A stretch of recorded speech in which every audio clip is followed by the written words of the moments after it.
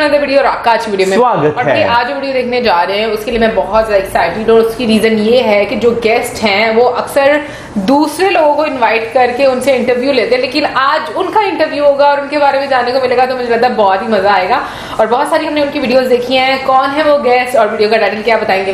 Title है meet doctor Vivek Bindra episode 26। ये 25 में पता कौन थे? 25 में हम लोग ने अभी तो देखा है टेक्निकल recently। गुरुजी। हाँ जी, और 26 हम लोग ये आज आपके साथ बैठकर देख रहे हैं। तो चलिए देख लेते हैं ये वीडियो, लेकिन उससे पहले इस वीडियो का चैनल का विषय लिंक आपको हमारी वीडियो के डिस्क्रिप्शन में मिल जाएगा। सब्सक्राइब करें, लाइक करें, शेयर करें, फॉलो करें इनके चैनल को। उसके अलावा मैं चैनल का लिंक, इंस्टाग्राम का लिंक भी हमारी वीडियो के डिस्क्रिप्शन में मिल जाएगा। सब्सक्राइब करें, लाइक करें, शेयर करें, फॉलो करें। चलिए देख लेते हैं ये video.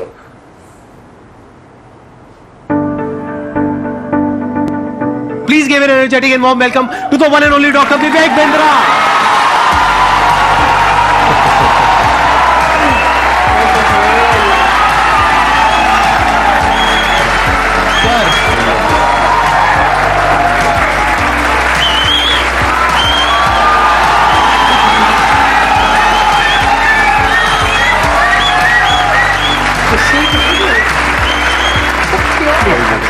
Thank you. Privilege and honor to be with the legend himself, अरे सर, Sandeep Maheshwari.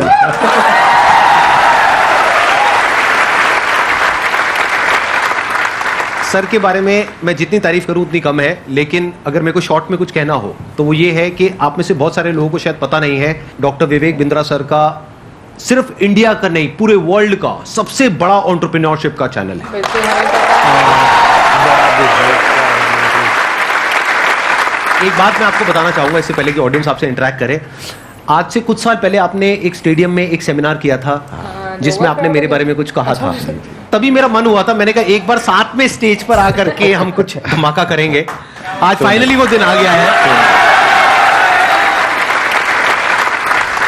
हमारे कमेंट्स में भरा पड़ा था कि डॉक्टर विवेक बिंद्रा सर कब आएंगे कब आएंगे कब आएंगे। मैंने कहा भाई आएंगे आएंगे। और हमारे कमेंट्स में भी भरा पड़ा था, आप संदीप महेश्वरी जी के इवेंट में कब जाएंगे कब जाएंगे। आपका ये जो लुक है थोड़ा सा डिफरेंट है जो आपकी वीडियोस में होता है ज्यादातर उससे। वो एक्चुअली मेरी मजबूरी है, क्योंकि मेरा साइज पहले डबल एक्सएल था, फिर एक्सएल हुआ, फिर एल हुआ, तो इतनी जल्दी जल्दी सूट्स नहीं बदल रहे थे। ऑफिस में किसी को बोल देता हूँ, स्टाफ को टी शर्ट बाजार से ले आता है, कमीज ले आता है, बता दिया भैया एल साइज कर लिया, वो फट से पहन लेते हैं। और दूसरा ये भी था कि संदीप सर को मैच करना था। आसान है। Bounce back. ऐसे ही बोलते हैं ना सर, ऐसे ही कुछ करते हैं ना? हाँ जी, हाँ जी, हाँ जी। हाँ ऐसे एक बार करके बताएंगे मेरे को, मैं भी करता हूँ आपके साथ। अच्छा ऐसे कुछ कैसे? I can! No, come on, one more time. I can! I will! Bounce back! Bounce back!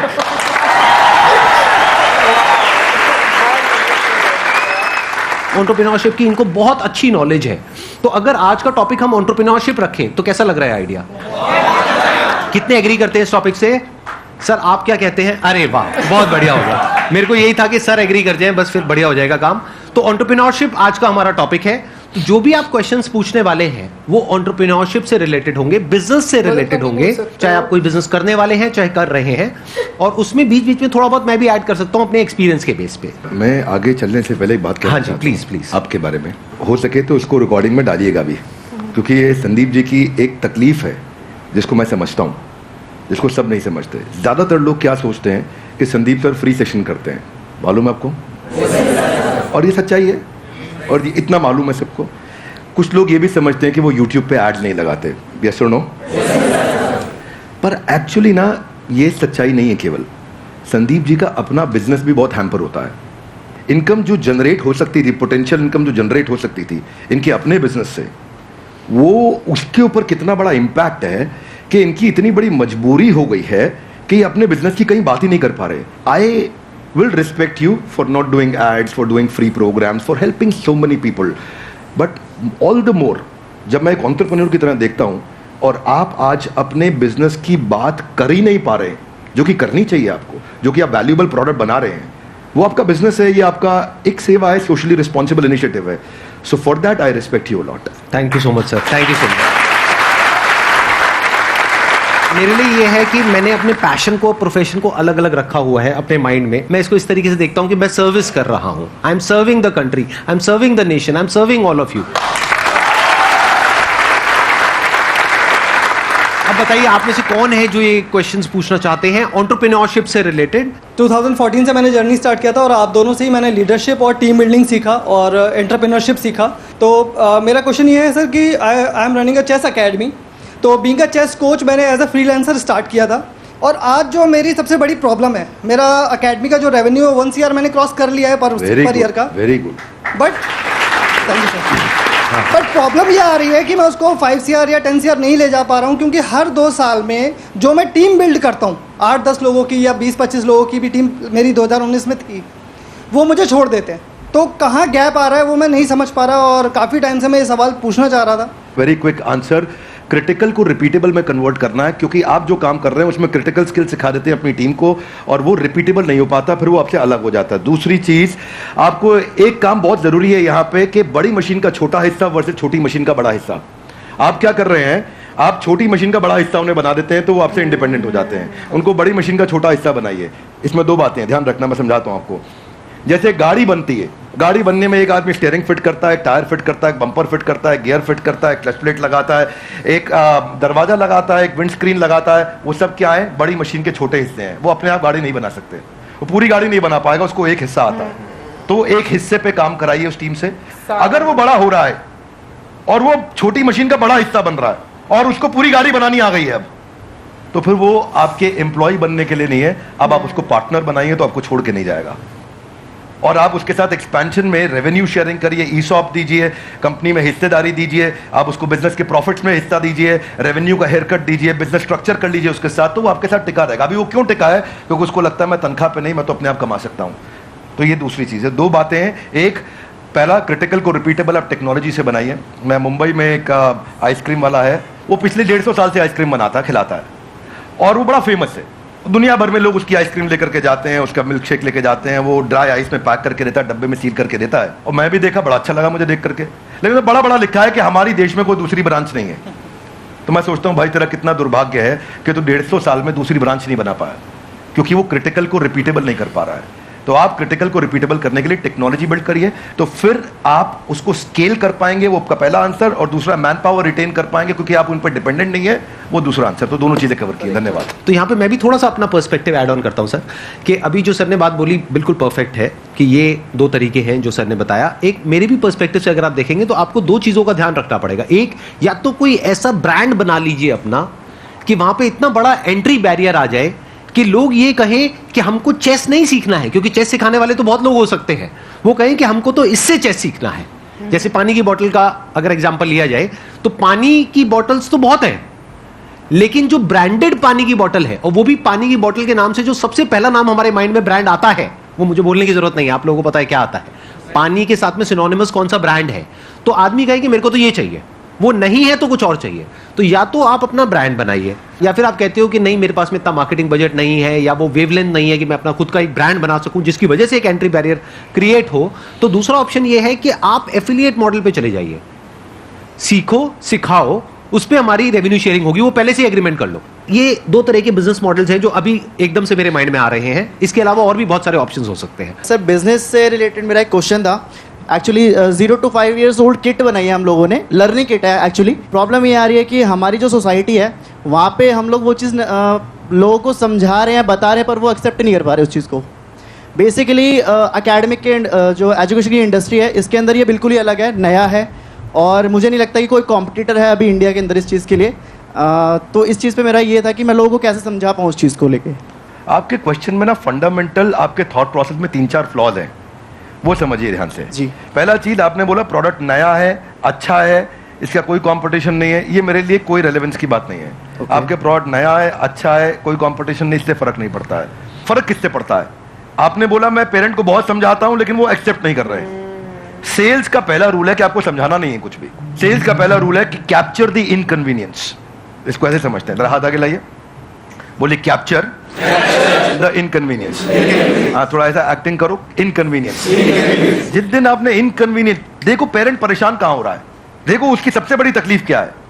आपको पता है बच्चा जब नीचे बेड से रोल करते करते गिर जाता है, छोटा बच्चा 9 महीने का, 1 साल का, 1.25 साल का, रोल करते करते गिर जाता है, तो बच्चे को बहुत दर्द होता है, यस नो? राइट। लेकिन बच्चे से ज्यादा दर्द उस समय माँ और बाप को हो रहा होता है, इतना तकलीफ होता है, गिर गया मेरा बच्चा, गिर गया मेरा बच्चा, वो इनकन्वीनियंस है। तो फिर क्या निकल कर गया?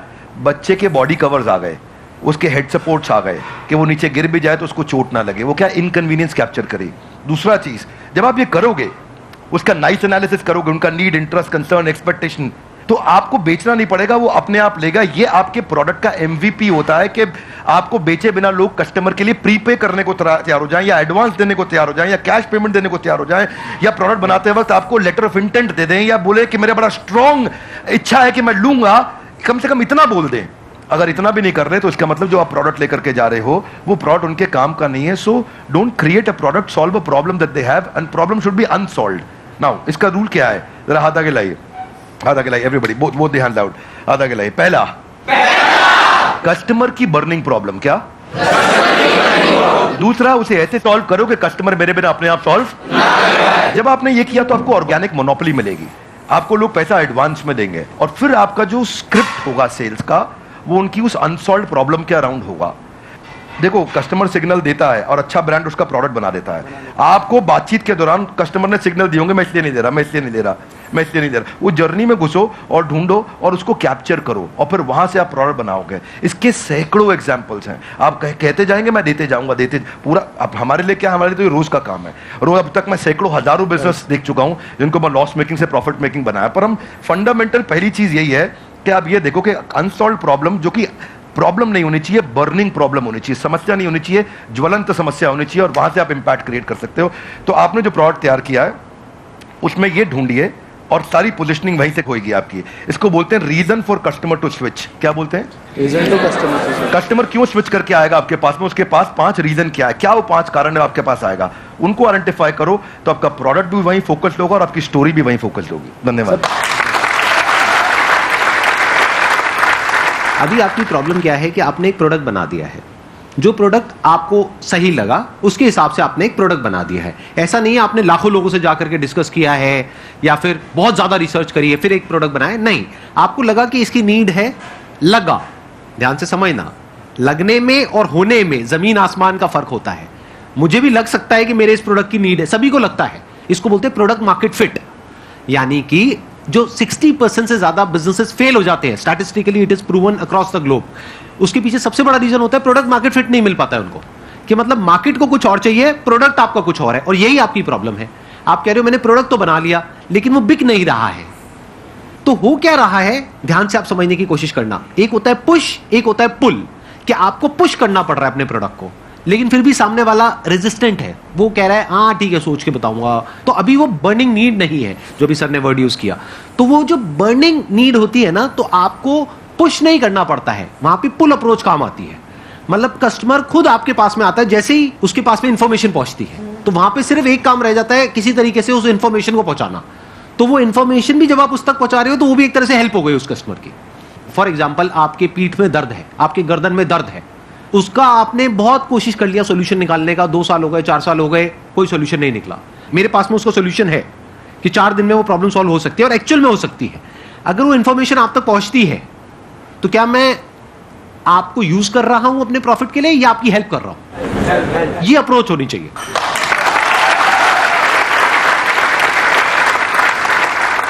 सर, मेरा एक छोटा सा क्वेश्चन है आपसे कि जैसे बिज़नेस में मुझे बहुत इंटरेस्ट है, एंटरप्रेन्योर में बनना चाहती हूँ, लेकिन मेरी लाइफ में एक छोटा सा ट्विस्ट ये है कि अभी जस्ट लास्ट ईयर मेरी मैरिज हुई, अभी बेबी भी है 7 मंथ्स का, बट मेरा जो इंटरेस्ट है उसकी वजह से, और मैं मतलब अपना बेबी और मैरिज समथिंग मैं उसको मैनेज नहीं कर पा रही हूँ। तो मैं पूछना चाहती हूँ कि एक वुमेन एंटरप्रेन्योर का क्या माइंडसेट होना चाहिए? ये बड़ा इंपॉर्टेंट चीज है कि आप डिसीजन लीजिए और उसमें देखिए कि जो आपको आता है, जो आपको भाता है, जो बाजार चाहता है, जब इनका कॉम्बिनेशन बन जाता है तो इतना पैसा आता है कि संभाला नहीं जाता है। क्या बात है। ये देखिए कि आपको क्या आता है, स्किल सेट, क्या भाता है, माइंडसेट आपका, मैं क्या मेरे को अच्छा लगता है, ये अच्छा लगता है, और फिर क्या बाजार चाहता है, जो पीछे वाले भाई साहब को हम बता रहे थे कि बाजार क्या चाहता है। जब इन तीनों का कॉम्बिनेशन बन जाता है तो पैसा आता है।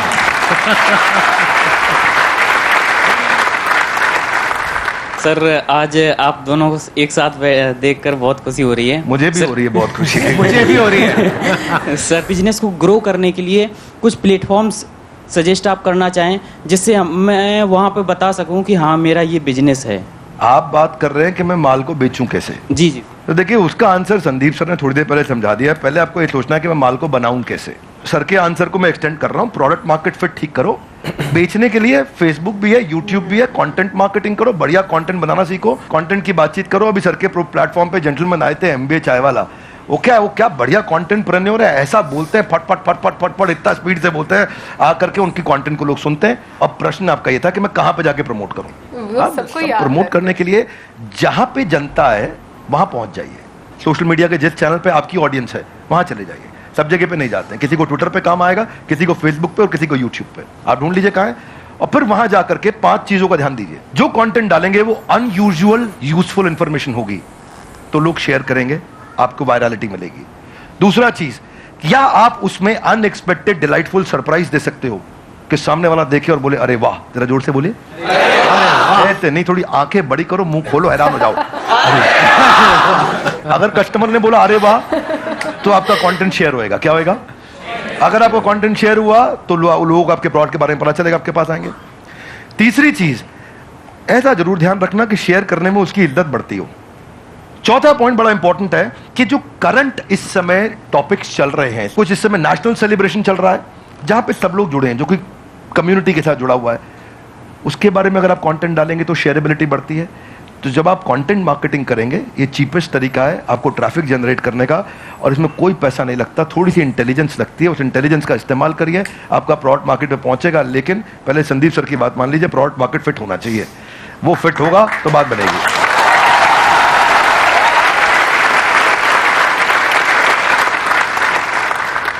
सर पहले तो आप दोनों ही मेरे गुरु हो सर, और थैंक यू सो मच। मतलब मैं आज बहुत ही लकी फील कर रहा हूँ। और मैं आप दोनों से एक ही सवाल है, आप दोनों ने भी एक यूट्यूब से ही जर्नी शुरू करी थी, अगर और भी डॉक्टर विवेक बिंद्रा और संदीप महेश्वरी हमारे देश को चाहिए और वो कैसे बनेंगे, वो मेरा क्वेश्चन है सर। मुझे लगता है इसका आंसर संदीप सर को देना चाहिए। अरे सर दोनों से सर। हाँ, आप कहते हैं तो मैं ही आंसर देता हूँ। इसके लिए सबसे जो ज़रूरी चीज़ होती है ना, वो होती है हमारे अंदर एक आग होनी चाहिए। नंबर 1, ये आपको कॉमन नज़र आएगी हमारे दोनों के अंदर। अगर कोई इंसान हमको देख करके इंस्पायर हो करके कुछ कर रहा है तब तो ठीक है, बट हमको देख करके बस एक्साइटेड हो रहा है और कह रहा है कि मैं करूँगा, तो there is a strong possibility वो कुछ दिन में छोड़ देगा। क्योंकि बहुत अप्स एंड डाउन्स आते हैं। मेरी लाइफ में बहुत अप्स एंड डाउन्स आए हैं, इनकी लाइफ में भी आए होंगे। यूट्यूब पे भी मुझे 10 साल हो गए हैं। आई थिंक आपको भी 10 साल नियर अबाउट हो गए, ज़्यादा हो गए हैं। 2014 में शुरू किया था मैंने। इनको 8 साल हो गए, मेरे को 10 साल हो गए। तो आई एम श्योर आपने भी बहुत सारे अप्स एंड डाउन्स देखे होंगे अपने इस यूट्यूब के करियर में। बहुत तरह का आपने ट्रांजिशन किया। शुरू में आई थिंक आप इंग्लिश की वीडियोस बनाते थे, फिर धीरे धीरे आप हिंदी पे आए, तब जा करके कहीं पे एक सक्सेस मिली, इनको भी और मेरे को भी। और आज भी हम इनोवेट कर रहे हैं कॉन्स्टेंटली। मैं भी कर रहा हूं, ये भी कर रहे हैं, क्योंकि अगर नहीं करेंगे तो वो बोरिंग हो जाएगा, मोनोटोनस हो जाएगा। तो होता क्या है कि हर इंसान को अब तो चाहिए, मतलब उनको मेरे जैसा, इनके जैसा बनना तो है, उनको 2 करोड़ सब्सक्राइबर्स तो चाहिए, लेकिन उसके लिए जो डाउन्स होते हैं वो नहीं चाहिए किसी को भी। मतलब कि जब ये जो सेमिनार हॉल अभी पूरा भरा हुआ दिख रहा है ना, पीछे तक बैठने की जगह नहीं है। There was a point in time in my this YouTube career when I started, जब मैं फ्री सेशंस करता था, अपने छोटे से ऑफिस से शुरू किया था। 100 लोग रजिस्टर करते थे सेशन के लिए, उसमें से मुश्किल से 10-15 लोग आते थे, बाकी चेयर्स पीछे खाली पड़ी है। सोचो मोटिवेशन क्या होगा। मतलब आप तो बड़े अच्छे से समझते हैं सर, पब्लिक स्पीकिंग आपने करी है, कि हम स्टेज पे चले गए, मैं जाकर के यहाँ पे खड़ा हुआ हूँ और यहाँ पे जाकर के देख रहा हूँ पीछे सारी खाली चेयर्स, और उसमें से भी कई बार क्या होता था कि कुछ लोग पीछे जाकर के बैठ जाते थे, उनको आगे बुलाना पड़ता था। मतलब सोचो ना प्रॉब्लम कितनी बड़ी है, क्योंकि अब मैं कुछ भी बोलूंगा तो उनको आगे खाली चेयर्स दिखेंगी। अब अगर वो आगे बैठे हैं तो उनको पीछे नहीं दिख रही खाली चेयर्स, मुझे दिख रही है। तो मुझे उस वक्त भी अपना 100% देना है। यानी कि जब प्रॉब्लम है लाइफ में, जब कुछ भी वैसा नहीं हो रहा है जैसा आप चाहते हो, तब भी अगर आप अपना 100% दे सकते हो तो आप हमारे जैसा या और जो हमारे जैसे लोग हैं उनके जैसे बन सकते हो। लेकिन अगर आपको सिर्फ हमारी सक्सेस तो चाहिए, हमारे फेलियर्स नहीं चाहिए, हमारी जो अपसाइड है वो तो चाहिए, हमारी डाउनसाइड नहीं चाहिए, हमारी स्ट्रगल्स नहीं चाहिए, हमारी प्रॉब्लम्स नहीं चाहिए, हमारा स्ट्रेस नहीं चाहिए, हमारी एंजाइटी नहीं चाहिए, YouTube पे अगर आप जा करके देखोगे, इनके चैनल पे, मेरे चैनल पे बहुत सारे कमेंट्स पॉजिटिव होते हैं, लेकिन कुछ नेगेटिव भी होते हैं। और हमारा माइंड ऐसा है, जो इंसान का दिमाग है ना, वो इतना खतरनाक है कि ध्यान वही जाता है जो नेगेटिव होता है। जैसे जो दांत नहीं है, सीधा जीभ वहीं जाती है, बार बार वो चीज दिखती है। और वो कई बार इतने नेगेटिव होते हैं कमेंट जिसकी कोई हद नहीं है, क्योंकि YouTube पे क्या है, किसी का फेस तो दिख नहीं रहा है, कोई भी आकर के कुछ भी बोल के चला जाता है। अब वो तो बोल करके चला गया, अब पता नहीं वो 12 साल का बच्चा है या कोई 60 साल का आदमी है, पता ही नहीं कौन है, फेसलेस है, नेमलेस है, नाम भी नकली है, कुछ भी बोल करके चला गया, आपके दिमाग में वो चीज बैठ जाती है। तो ये चीज थोड़ा सा ध्यान रखना पड़ेगा कि आपको शुरू में एकदम से सक्सेस नहीं मिलेगी, एकदम से एप्रिसिएशन नहीं मिलेगा, बहुत टाइम बाद जाकर के आपको एप्रिसिएशन मिलेगा। शुरू में बहुत नेगेटिविटी मिलेगी। जब मैंने शुरू किया था तो लोग बहुत उल्टा सीधा बोलते थे, आई एम श्योर आपको भी बहुत बोला होगा शुरू में। फिर एक स्टेज के बाद में जाकर के लोग एक्चुअल में सुनना शुरू करते हैं, तब तक तो लोग कुछ ना कुछ बोलते ही रहते हैं। इसमें आपके साथ एक बात शेयर करता हूँ। भगवद गीता में एक अर्जुन का एक श्लोक आता है, राज सुख लोभेना, कि मैं इसके लिए युद्ध नहीं करूंगा। कोई भी काम शुरू करने से पहले अपना वाई डिफाइन करो, मैं कर क्यों रहा हूं, व्हाट नहीं, क्या कर रहा हूं नहीं। अभी क्या मैं इनके कारण कर रहा हूं, ये ऐसे हैं संदीप सर, मेरे को संदीप सर बनना है, क्यों बनना है, पर्पज आ गया ना, इधर आग लगेगी। सर ने कहां से शुरू किया आंसर, आग होनी चाहिए। आग कैसे आएगी, कारण चाहिए पहले, क्यों कर रहा है भाई।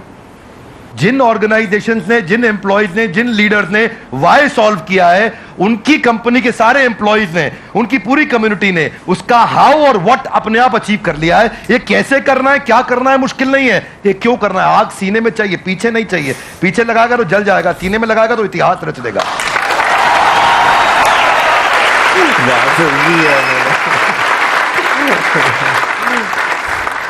Only substantiating to what he said कि आग होनी चाहिए, वो कारण चाहिए।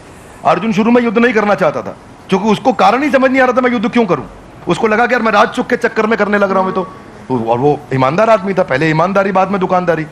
तो वो उसने कहा कि भाई ये तो मैं करूंगा ही नहीं, ये तो गड़बड़ हो गया। फिर कृष्ण ने बाद में चर्चा करी, राज सुख लोभेना नहीं है, there are principles why we are doing it and what we are doing. तो कृष्ण ने भगवद गीता में पूरा व्हाई क्लियर किया, पर्पस क्लियर किया। जिस दिन कारण समझ में आ गया ना, उसके बाद वो आग लगाएगा, फिर भागेगा। पर उसके बाद सर्कमस्टेंशियल नहीं होगा, सब्सटेंशियल होगा। सर्कमस्टेंशियल कौन है, जब अच्छा कमेंट आया अरे अरे मजा आया, जब बुरा कमेंट आया अरे ये क्या हो गया, ये सर्कमस्टेंशियल है। सब्सटेंशियल है, आजू बाजू कुछ भी हो, परिस्थिति कुछ भी हो, मनस्थिति नहीं बदलेगी अपनी, अपन वैसे के वैसे रहेंगे, वही स्पीड रहेगी, वही बना रहेगा, वो चलता रहेगा। क्यों चल रहा है वो आप समझना है, आपको सेल्फ स्टार्ट बनना है कि पुश स्टार्ट बनना है।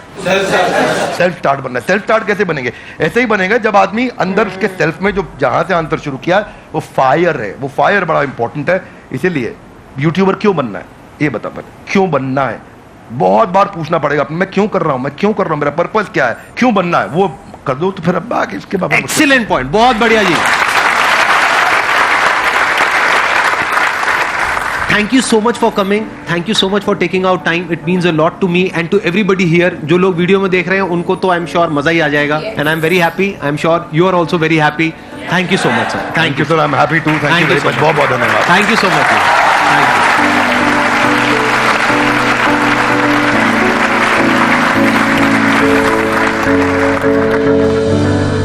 संदीप सर की मैं पहले की वीडियोस की बात करूँ तो वो एक मोटिवेशनल स्पीकर थे, और लेकिन टाइम के साथ साथ उन्होंने अपने चैनल को काफ़ी ज़्यादा चेंज किया। और आज ही मैं उनकी वीडियोस की बात करूँ, जिस तरह वो दूसरे यूट्यूबर्स को या बिजनेस पर्सनस को या जो लोग हैं जो कि हाँ एक इम्पैक्ट रखते हैं सोसाइटी में, उन्हें बुलाते हैं, लोगों से उनका इंटरेक्शन करवाते हैं, बातें होती हैं, वो उसमें से कुछ ना कुछ ऐसी चीज़ें निकल कर आती हैं ना कि वो आप पर इम्पैक्ट करती हैं। मैं ये कहूँगी कि जो आज का सेशन था ज़्यादातर तो ये बिजनेस का था। बिजनेस से रिलेटेड तो मेरे कोई खास क्वेश्चंस हैं नहीं, क्योंकि मुझे बिजनेस में इतना ज़्यादा इंटरेस्ट है। हाँ, यूट्यूबिंग में मुझे बहुत ज़्यादा इंटरेस्ट है। और मैं ये बात सोचती हूँ कि वाकई में जितनी भी उन्होंने बीच में बातें की ना, कि आपको पता होना चाहिए कि कभी भी जो आपने काम करना है वो आपने क्यों करना है, उसका रीज़न आपको पता होना चाहिए। मुझे बहुत वैसे आज का सेशन देखकर अच्छा लगा एक बात का कि मैं अभी की बात नहीं कर रही, लेकिन बहुत टाइम पहले भी मैं यही बात किया करती, इवन कि वीडियोस बनाने से पहले भी मैं हमेशा ये बात करती होती थी कि आप वही काम करो, जॉब हो या बिजनेस हो, कोई भी प्रोफेशन हो, इवन कि स्टडीज भी, कुछ भी ऐसा करो जिसमें आपको इंटरेस्ट हो और आपको पता हो कि हाँ मुझे ये करना चाहिए। अगर आपको मजबूरी में कुछ करना है ना, मुझे लगता है वो चीजें सही नहीं होती, या हमें कभी किसी को देखकर कॉपी करना है, तो मुझे नहीं लगता कि आप कभी भी चीजें ना उस तरह से सही कर सकते हो। संदीप सर की मुझे बात बहुत अच्छी लगी कि 10 साल का एक जो उनका करियर रहा है यूट्यूब में, और इनिशियली जो उन्होंने फेजेस देखे अपनी लाइफ में, लोगों ने भी बहुत सारी जो बातें की होंगी, और वाकई भी ये ह्यूमन साइकी है कि आप इतने पॉजिटिव कमेंट्स में ना आपको नेगेटिव कमेंट आपके दिमाग में रह जाते हैं, और आप सोचते भी हो कि भाई ये क्यों हमें इस तरह से कहा, हमने क्या कहा था इनको, या इसमें ऐसा क्या है। और समटाइम्स मैंने देखा कि बिना किसी रीजन के, मतलब वो कोई चीज भी नहीं होती और कोई कमेंट कर देगा भाई कि बहुत ही फजूल है, बहुत ही बकवास है, फलाना है, ढमकाना है, तो आप कहीं ना कहीं पर बहुत ज्यादा मतलब डिस्करेज फील करते हो। बट मुझे लगता है कि ना विद टाइम आप बहुत सारी चीजें सीखते भी हो। ये एक ऐसा लर्निंग प्रोसेस होता है ना जिसमें अगर आप इनिशियली मतलब एक स्ट्रॉन्ग माइंडसेट के साथ चीजें फेस करने का हौसला रखते हो और आगे बढ़ते जाते हो, तो वही चीजें जो आपको पहले बहुत ज्यादा अफेक्ट कर रही होती हैं, मुझे लगता है आगे चलकर उनका जो वो कहते हैं ना असर जाया होना शुरू हो जाता है कि वो आपके ऊपर असर ही नहीं कर। यार हम अपनी यूट्यूब स्टार्टिंग की जो है ना बात करें, जब हमने जर्नी स्टार्ट किया तो लिटरली हमें तब बिल्कुल भी मालूम नहीं था कि लोग जो हैं इस तरह के कमेंट्स भी करते हैं, ठीक है ना। हमें क्योंकि हम देखते थे वीडियोस तो बहुत कम ऐसा होता था, कभी किसी यार कमेंट करना दूर, मैं तो पढ़ता भी नहीं था ये वीडियोस के नीचे कमेंट्स क्या है, ठीक है ना। लेकिन जब हमने बनाना शुरू किया तो वीडियोस के नीचे जो है नेगेटिव कमेंट्स आना शुरू हुए। जब ये कमेंट पढ़ती थी ना, कमेंट पढ़ के ना ये जरा डाउन फील करना शुरू हो जाती थी। फिर मैंने कहता था कि आप टेंशन ना लें, आप जो है ना जो पॉजिटिव आ रहे हैं ना उनको देखें। नहीं, मुझे ये बोला करता था कि मैं तो पढ़ता ही नहीं हूँ कमेंट्स, मैं नहीं लेता, मैं नहीं था पढ़ता, लेकिन जो है आपको फिर मैं कहता पॉजिटिव कमेंट्स भी तो देखें ना, ऑब्वियसली। लेकिन ये है कि मुझे लगता है कि आप खुद इस सिचुएशन में से अपने आप को निकालते हो। और भाई मैं ये नहीं कहूँगी कि हमारी यूट्यूब जर्नी जो बड़ी वो सीधी और बहुत आसान रही है, बहुत अप्स एंड डाउन हम लोगों ने देखे हैं स्टार्ट में। और आई मीन मुझे लगता है कि एक पॉइंट आता है जहां पर आकर आप आपको मनवाना पड़ता है कि हाँ हम कर सकते हैं, फिर जो लोग हैं वो आपको अप्रिशिएट करते हैं। बट आज की वीडियो में मैं बात करना चाहूंगी डॉक्टर विवेक बिंद्रा जी की, क्योंकि हम लोग जब भी कोई भी यूट्यूब की बात होती है ना तो हम अपना एक्सपीरियंस लेकर बैठ जाते हैं। लेकिन यूट्यूब की मतलब जो डॉक्टर विवेक बिंद्रा की अगर मैं बात करूं तो मुझे उनकी जो पर्सनैलिटी है, ओ माई गॉड, मैं कहूँगी कि जितने भी हम लोगों ने आज तक सेशंस देखे हैं ना संदीप महेश्वरी सर के, उनमें सबसे ज्यादा मैं कहूँगी कि एनर्जी, पॉजिटिविटी अगर आपको नजर आई है, या आपने किस तरीके से ऑडियंस को इन्वॉल्व करना है अपने साथ, वो मुझे आज नजर आया है। मतलब जिस तरीके से वो बात करते हैं, जो आपको एक जोश नजर आता है उनके बातों में, उनके अल्फाज में, मैंने अभी तक किसी भी सेशन में इतना जोश किसी भी गेस्ट के अंदर नहीं देखा। असल में इससे पहले जो अपने गेस्ट देखे हैं ना, उनके साथ उनका जो ना पब्लिक से इस तरह डायरेक्ट इंटरेक्शन नहीं है इनके। अब जो है डॉक्टर विवेक बिंद्रा सर की बात करें तो वो जो है एक टीचर है, उनके लाइव सेशन होते हैं ना, लाइव सेशन होते हैं, और वो एक टीचर है। एक टीचर में और जो होता है ना एक टीचर नहीं, एंटरप्रेन्योर है, तो मतलब उसमें वो जो है क्लासेस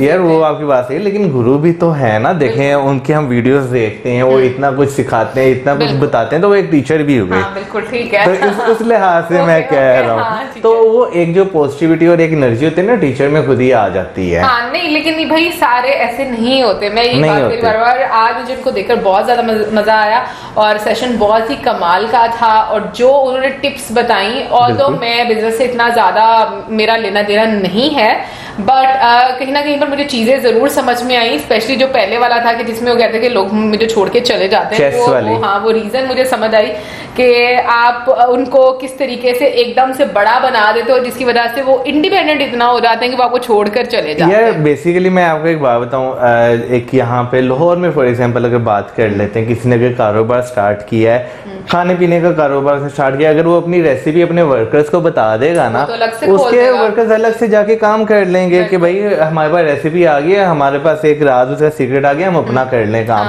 तो बेसिकली आपने कोई भी कारोबार करना है, जो आपकी सीक्रेट रेसिपी है वो आपने अपने पास रखनी है और आपने लोगों से काम करवाने हैं। लेकिन एक और चीज देखो ना कि फिर उन्होंने आइसक्रीम वाले की भी तो एग्जांपल दी ना, उसने सीक्रेट रेसिपी इतनी सीक्रेट रखी कि उसने उसके अलावा और कोई आउटलेट्स बनाई नहीं। यार ये अब उसका जो है वो क्या नाम नहीं, पर्सनल नहीं। अब इसकी मैं एग्जांपल यहाँ पे ये दूंगा। अब लाहौर में अगर हम बात करें, बुंदू खान है, ठीक है ना, बुंदू खान की अगर बात करें, हर रेस्टोरेंट में उनके सेम आपको मेन्यू मिलता है, टेस्ट भी सेम आपको मिलता है। अगर वही चीज़ अगर हम बाहर कहीं जो फॉर एग्जांपल वैसे अगर हम मंचूरियन खाते हैं, ठीक है ना, सॉरी शाशलिक खाते हैं, उसकी शाशलिक में दूसरे रेस्टोरेंट की शाशलिक में फ़र्क है, ठीक है ना। ये आप पे डिपेंड करता है कि आपने अब आगे बिजनेस को मैनेज किस तरह करना है, बढ़ाना है या नहीं बढ़ाना। और भाई यहाँ पर मैं एक बात बोलूंगी कि मेरे ख्याल में जितने भी सेशंस हुए ना, उन सब सेशंस में प्रफुल्ल बलोरे का नाम ऑलमोस्ट सबने लिया। मतलब मैं ये बात सोचती हूँ कि भाई कितने ऑनर की बात है कि हर कोई